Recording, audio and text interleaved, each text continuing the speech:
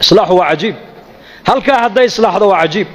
هل كا هدي حماة لكن دقيسة قصة كله صدح نبى النبي عيسى عليه السلام سيدي ولا السعودين أي مادين مل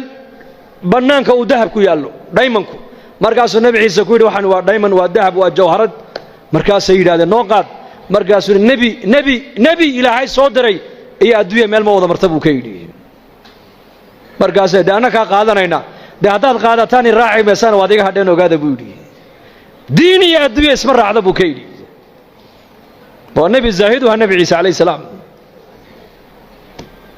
صدق دين ويكهرين بلد النبي أي انظر ذاك مركز الذهب كي قاتان وإلا السعودان وإلا اللقيين مقالة دي مركز ودوا هذين بير هذين حضان مالين قال له ولا نقدعي هبين هنكو بيقنو لكن وقاجونينا ويتشدين وعيد هذا الله بالذهب كاسي إلى للسوء من مقالة دي انتو تقو cuntaha inoo soo qaado yuuna cidna inoo sheegin waa hagaag kolkuu ka dhaqaaqay labadii dahabka ku hadhay ilaa shaydaankiiba dhiigga bini'aadamka dhex socdee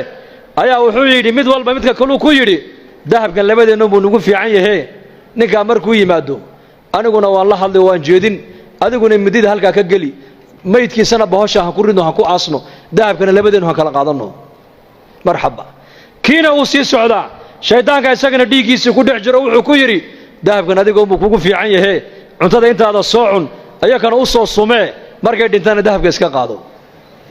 maxaa ka dhacay kula tahay meeshaas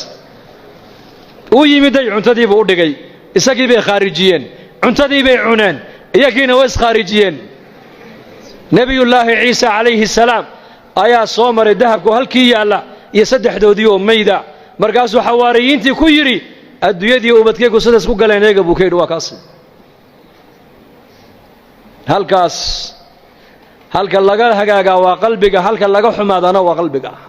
inna fil jasadi mudghah idha salahat salaha al jasadu kulluhu wa idha fasadat fasada al jasadu kulluhu ala wa hiya al qalb nabi alayhi salatu wassalam wa riyada nabi maxamed uu leeyahay dhigay jirka bini aadanka waslad baa ku jirta haday hagaagto jirko dhan baa hagaagi haday baanaatana jirko dhan baa baanaano xumaan taasina waa qalbiga buu rasuulku yiri qalbigana wax kale ma hagaajiyaan qalbiga lacag ma hagaajiso qalbiga waxa kaliya hagaajiya waa markay jirto ilaahay macrifadiisu macrifatullah